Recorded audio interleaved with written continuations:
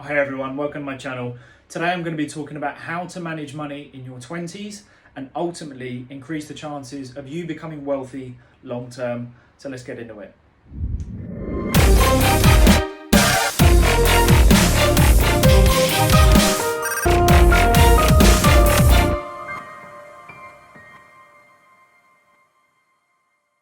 Okay, money management. How do we manage money in our 20s and how do we get on the path of becoming wealthy later in life? We start now. That is the most important thing. We start now, but we do it wisely, we do it educated. What do we need firstly? Well, let's look at the traits that we need. One, we need to be really committed. We need to know why we're doing it. We need to commit to ourselves that we're going to start now, we're going to do it for a purpose for later in life. That's going to separate us from others. We also need discipline, because you can have the commitment and you can say to yourself you're going to do it, but if you haven't got the discipline, you're not going to follow that commitment plan. You need to be both of those. So, what's the defining line between being comfortable, living off the pension, and being okay? Well, I believe it is starting now. Invest aggressively. And what I mean by aggressively is I don't mean invest in any old thing. I mean invest in what you know. Be educated, but start now and start to be money smart. Start in your 20s. If I could have started when I was 18, boy, I wish I had done that. But it was in my 20s, but I'm on a really good path now and I'm really structured, and I hope you can be too. And I'm sure if you're watching this video, you've got that interest or you're already doing it, and hopefully you're just going to pick up some tips on how I manage money. And there is a great saying, and I'm going to put the book in the link in the description, and I'll pop it up here, which is live on less, invest the rest. It's a great saying, book by Andrew Craig. Check it out, it'll give you a really good foundation. So what I want to show you now is how do I manage my funds. So a lot of people have asked, how do you manage your funds, Aaron? So what I'm going to do is I'm going to show you here something that is now a mental habit. It's automatic. It's a checklist that I run before I ever buy anything, perhaps of a luxury. Not that that's often, but if I do, I will mentally tick off everything I'm about to show you. So let's have a look at how I manage my funds. So money management, priority payment. So for those of you that know me might already know how I break down in regards to priority payment, but priority payment is a checklist. Before I'm ever going to buy anything, let's just say we're hitting the fun money and we're going to go spend, we're going to go out. I make sure that mentally I've ticked off and everything has been paid first before I ever get to the fun money itself, in the way that I'm going to go buy new jeans, new clothes, go out. I mean paying myself, I'm investing in myself. The income is going where it should be to generate me a nice life and my family a really good life later in life. I said life way too many times. So priority payment. So any income, any investments, anything that is an income will go through these stages, these 8 stages. So priority payment 1, living expenses. Everyone has living expenses. So that is your number 1. What do you need to live? So obviously that's where the money's going first. 2, I really advise clearing down any debt. Get rid of any credit, or if you have a credit card, for example, always top that up. Never let it go over at 60 days so you can start getting charged interest. And if you do have debt, that should be one of your top priorities to get that clear. Now, number 3 is interesting because a lot of people will switch 3 perhaps with 6. I have 3 high up on my priorities, and what I mean by that, and many of you who know me will also have heard this many times, but I have an emergency, many call rainy day fund, but I have an emergency fund and I have a maintenance fund. They are, before I get to any of these, savings, stocks, investments, pensions, fund money, they are critical for me because I see too many people, especially in their 20s or even early 20s, and this is a real sort of real critical point, is that too many want to jump on the bandwagon of being an investor, investing, but yet if it goes wrong and then you need to use savings, well, you've gained nothing. So what I would say is always build up an emergency or maintenance fund, because that is your buffer. So anything that goes wrong, you have this buffer to use. And what I mean by that is, let me explain this. I build up my emergency fund. So the emergency fund never gets touched. That is, for example, if everyone within the family was to become redundant or, lose an income or whatever it may be, it was like worst case scenario, emergency is where we go. But we don't have to use that. But what we do is we constantly top that up. So it's a constant pot that is being built up. The maintenance fund is essentially the first line of defense. So you will build up both equally, but the maintenance fund is essentially It could be between cash, it could be in the bank, but essentially, let's say you have 2 cars and both the cars go and they need both an MOT and 4 new tyres. That's your maintenance fund, and the reason being, you don't want to use money from your investment part of your savings to pay for your car. Why would you want to do that? That's going to pull you back, right? And you don't want to use your emergency, because that is worst case scenario. Everyone loses their income and you need to live off of it.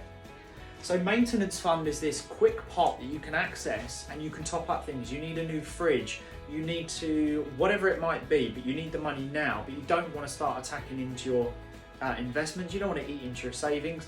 So that's why we have an emergency and a maintenance pot. Some people just have an emergency. Personally, I have a maintenance pot.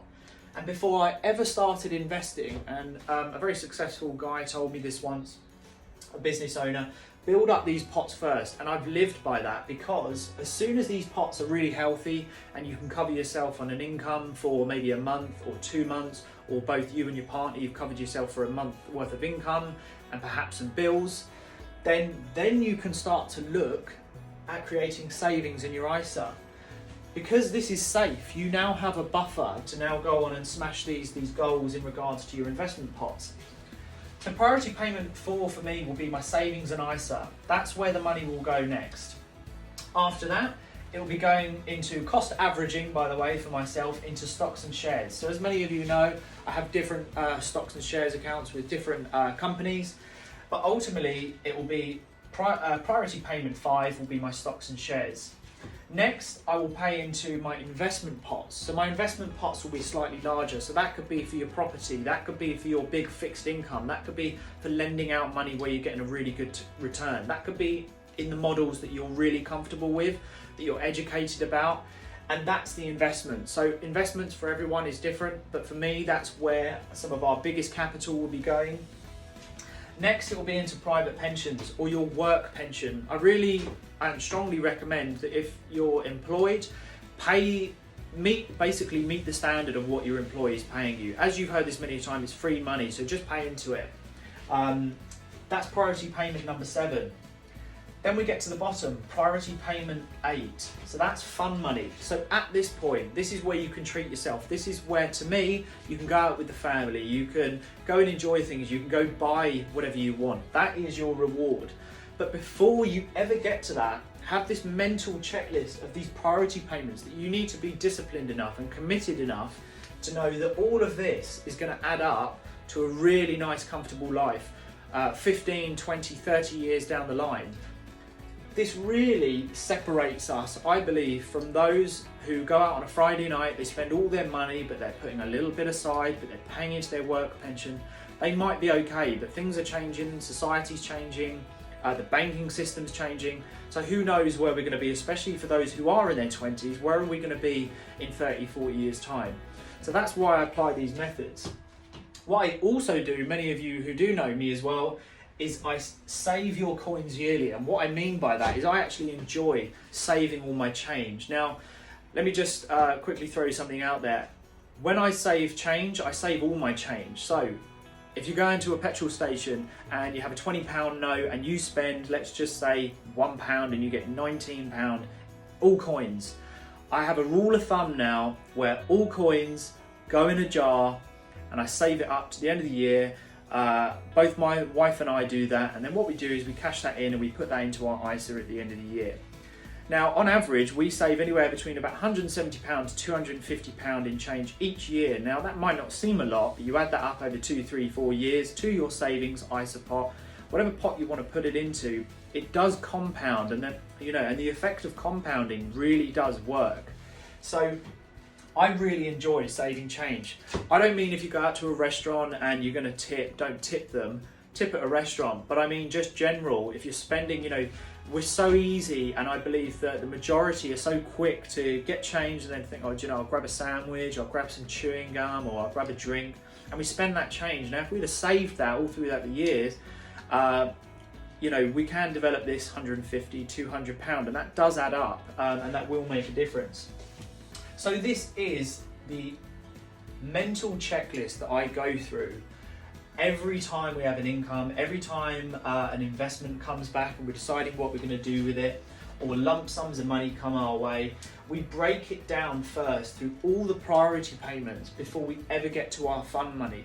So when you can start developing these habits, I really think it's going to put you on a good path, especially in your 20s, because you are going to come across this compounding effect.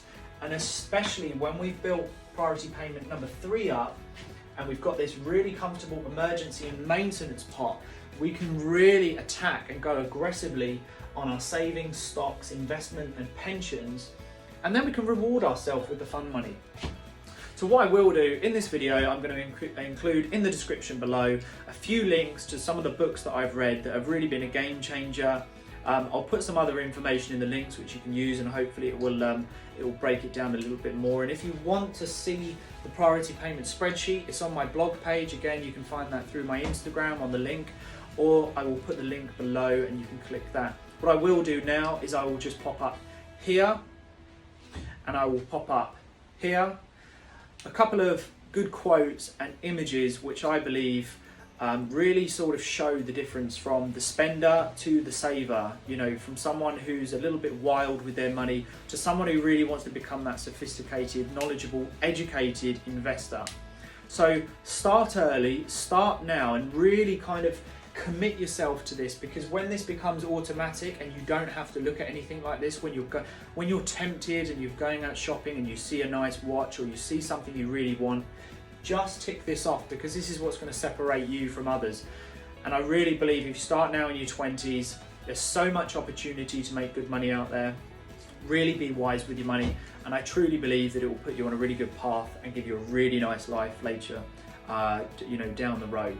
And just to finish off on a saying that I absolutely love is never go chasing the big bucks into the woods. Stay on track, stay focused, because if you go into the woods to chase those big bucks, you will crash. So I hope you've enjoyed this video. It's not a long one, many more to come, and please subscribe, hit the like button if you got some value, and I'll see you all soon.